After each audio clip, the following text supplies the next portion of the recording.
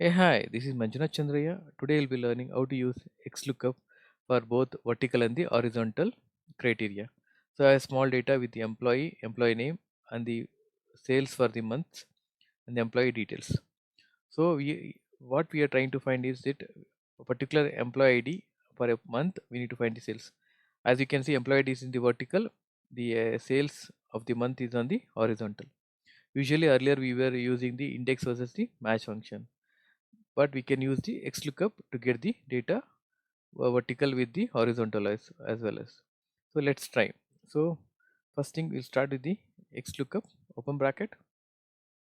So lookup value, so we are looking this number, comma, lookup arrays, we are looking this employee in the employee ID. So I'm going to select this entire range, do F4 function, comma, and the return array. Return array, so we can't take it because the sales is in the horizontal way.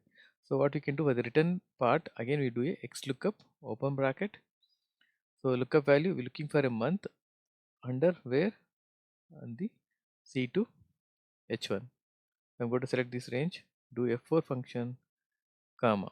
Now it's asking the return array. Return array is what we want to get the result is the sales amount. So I'm going to select this entire sales amount range and do a F4 function, log the cells and close the bracket.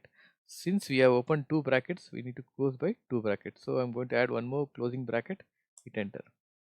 So now you see 1004 January F101. So let me change it to April. So April 004, April is 4400.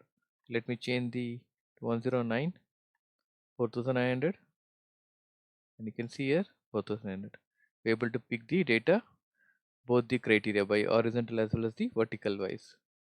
I hope this session was helpful. Do let me know for any other function. I'll try to create the video in the future. And thank you for your time. Happy learning.